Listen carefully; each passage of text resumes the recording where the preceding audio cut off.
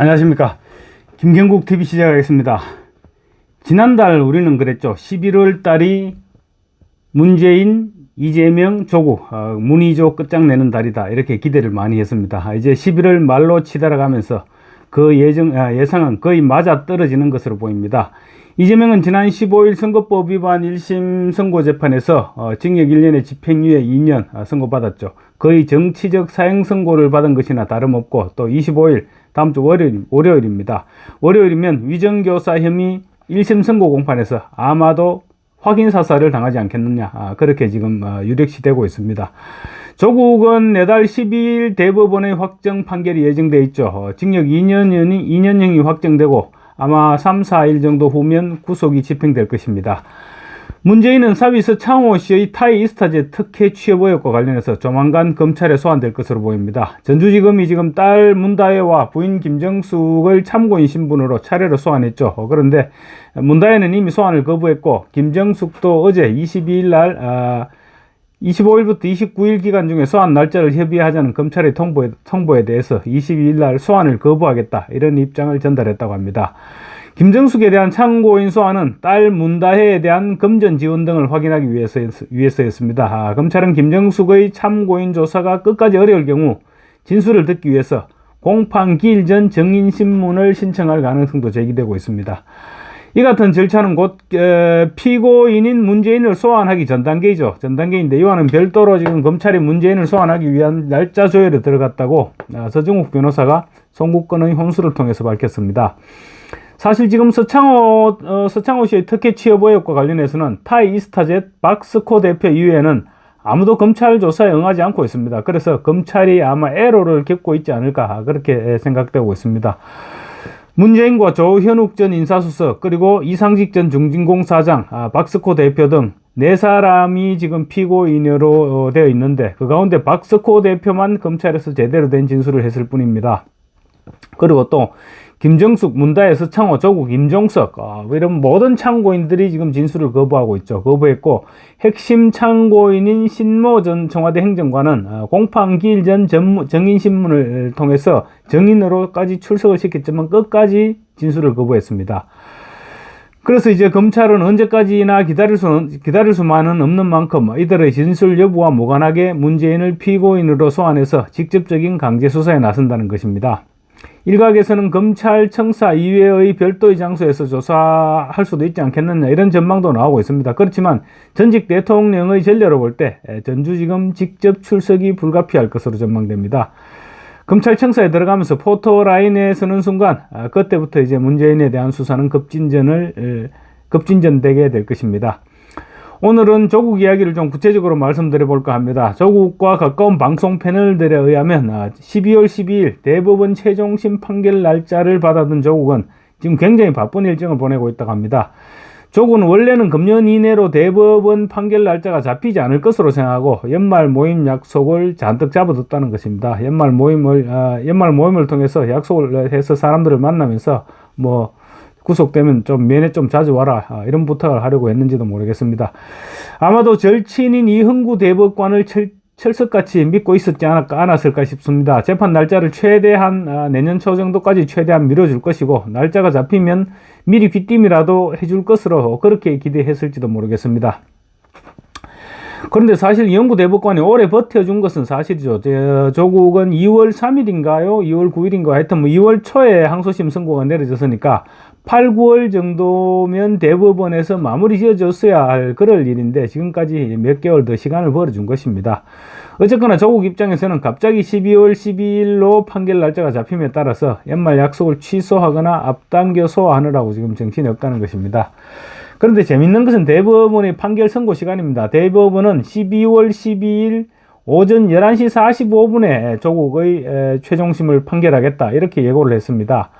좀 이상하잖아요. 11시면 11시, 11시 반이면 11시 반인데 11시 45분으로 재판 시간을 잡은 것입니다. 11시 45분이면 점심시간 코앞이죠. 보통 12시부터 점심을 먹게 되는데 점심시간 코앞에 조국 사건의 최종 판결을 하겠다는 것입니다. 15분이면 충분하다 이 말인 것이죠. 이 무엇을 의미하겠습니까? 점심시간 직전에 재판을 열겠다는 것은 뭐 15분 내지 뭐 10분 정도면 충분히 재판을 끝낼 수 있다. 그런 계산이 아니겠습니까? 오래 시간을 끌 재판이라면 좀 더 일찍 하든가 아니면 점심 식사 이후 오후에 하겠죠. 그런데 11시 45분으로 한 것은 그야말로 일사천리로 재판하고 밥 먹으러 가겠다는 말이죠. 서정욱 변호사는 법조계에서는 이 재판 시간을 보고 모두 엄상필 주심 대법관이 상고를 기각한다 이렇게 간단하게 선언하고 끝낼 것으로 보고 있다 이렇게 전했습니다.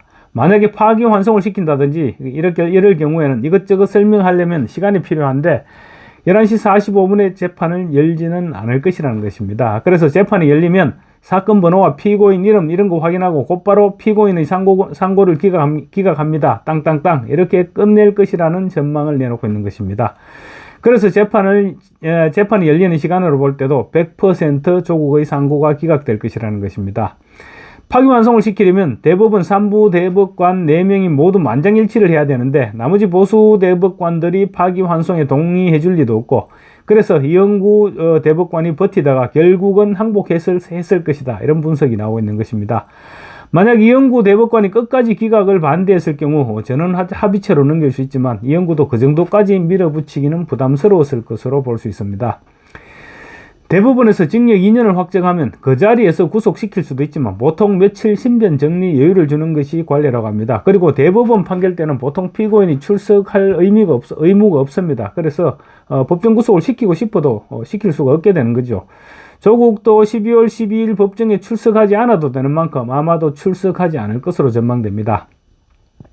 대법원에서 상고를 기각합니다 라고 말하는 순간 조국의 배지는 날아가게 되고 그때부터 구속 집행은 검찰이 한다고 합니다. 아마도 검찰에서 조국과 연락해서 구속수감 날짜를 조율할 것인데 보통 3, 4일 정도 말미를 주고 주변을 정리할 그 정도 말미를 준다고 합니다. 판결을 하는 12월 12일 목요일입니다. 그러니까 그 다음 주 3, 4일 정도 지나면 그 다음 주 월요일인 16일 그때쯤 수감되면 될 것으로 보면 되지 않을까 싶습니다. 조국은 그 3, 4일 동안 아마도 서울구치소 앞에서 어떤 퍼포먼스를 벌일까 이런 고민을 하지 않을까 싶습니다. 지금으로서 추측할 수 있는 것은 구속 직전에 몰려든 기자들에게 윤석열 정권의 저주를 퍼부을 것이면 이 부분만큼은 거의 확실해 보입니다.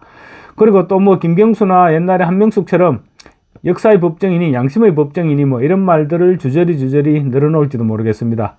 또 지지자들이 몰려들겠죠. 뭐 과거에는 조국이 나가면 조국의 차까지 손수건으로 닦아주고 그런 지지자들, 열렬 지지자들이 모여들어서 꽃다발을 안겨주고 뭐 울고 짜고 생쇼를 벌이겠죠. 아마 조국 혁신당 소속 의원들도 저는 나타날 것입니다. 정치범이 아니라 형사범인 조국은 그렇게 마치 정치 탄압이라도 받아서 구속되는 것처럼 그런 퍼포먼스를 연출하고 구치소로 걸어 들어가서 곧바로 알몸수색을 받게 될 것입니다. 구치소에 입감되면 보통 한 달 정도 대기하면서 어느 교도로 갈지 결정 날 때까지 한 달 정도가 걸린다고 합니다. 그래서 그 결정이 나고 나면 이제 교도소로 이동하게 된다고 합니다. 조국은 자기가 무슨 영웅이라도 되는 듯이 구속되면 뭘 할 것이냐 이런 질문에 뭐 푸시업, 팔굽혀펴기죠. 푸시업도 하고 스쿼트, 뭐 프랭크 이런 못다한 운동을 열심히 해서 몸을 만들겠다 이런 얘기를 했습니다. 과연 관종다운 얘기죠.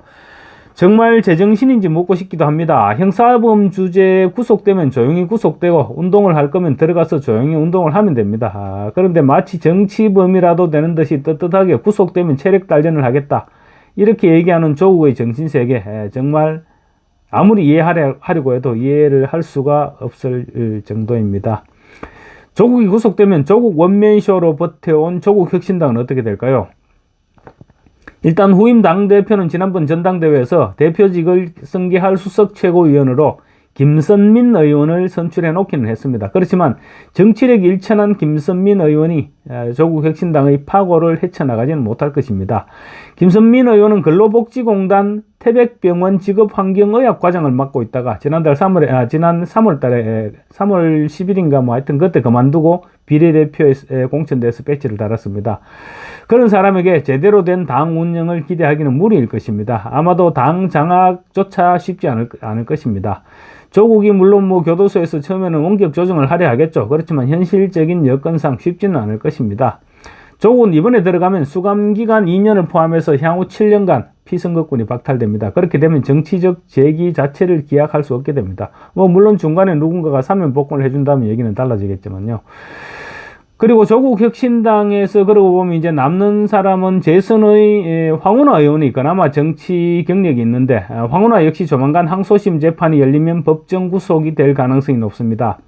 울산시장 선거 개입과 관련해서 조국과 황운하는 1심에서 징역 3년형을 선고받았죠. 그런데도 황운하도 징역 3년형을 선고하고도 법정 구속을 시키지 않으면서 지금 남아서 다시 배지까지 다는 이런 불행한 사태가 발생하게 됐는데요. 어쨌간에 황운하는 검찰에서 항소심에서 검찰은 황운하에게 징역 5년을 구형하고 재판부에 별도로 법정 구속을 지금 요구해둔 그런 상태입니다. 당초 지난 21일 날 항소심에서 항소심 재판 선고 일정이 잡혀 있었습니다. 선고 일정이 잡혀 있었는데 재판부가 다른 증인을 채택해서 재판을 재개하는 바람에 선고가 지금 다소 늦어지고 있지만 뭐 결과는 변함없을 것입니다. 연말이나 내년 초가 돼야 항소심 선고 공판이 이루어질 그런 가능성이 높아 보입니다. 어쨌거나 황운하도 내년 초 정도면 사라질 가능성이 없지 않아 보이는 만큼 조국 혁신당은 그야말로 바람 앞에 등불 신세가 될 것입니다. 그런데 조국 혁신당은 소속 의원 전원이 비례대표죠. 그래서 뭐 아무도 탈당을 한다든가 뭐 그런 위험은 없을 것입니다. 그렇지만 최악의 경우 당 전체가 다른 당과 합당을 하거나 아니면 야권의 대권 후보 진영과 손잡는 그런 방법을 선택할 수밖에 없지 않겠나 이렇게 전망됩니다. 조국 혁신당은 대부분이 지금 친명계보다는 친문 인사들이 중심입니다. 그래서 내년 2월에 김경수가 귀국하거나 아니면 그 전에 김부겸과도 손을 잡을 수 있지 않겠나 이런 전망도 나오고 있습니다. 조국 혁신당이 자력으로 대선 후보를 내세울 수는 없죠. 그리고 조국도 없는 마당에 그렇게 되면 당의 존재 의미가 점차 사라지게 되고 대권 주자들의 도구로 전락하게 될 것입니다. 아마도 조국 혁신당은 김부겸이나 김경수 뭐 이런 사람들과 1차적으로 손을 잡는 방안을 강구하게 되지 않을까 싶습니다. 그리고 김부겸이나 김경수 이런 사람들도 지금 뒷배경이 없기 때문에 조국 혁신당은 좋은 먹잇감이 될 수도 있죠. 그렇게 되면 조국의 영향력은 점차 줄어들게 될 것이고 조국은 교도소에서 열심히 몸 만들기를 하는 것 이외에는 특별하게 할 수 있는 일이 없게 되지 않을까 그렇게 예상할 수 있을 것 같습니다. 감사합니다. 구독과 좋아요 그리고 알림 설정으로 많은 격려 부탁드리겠습니다.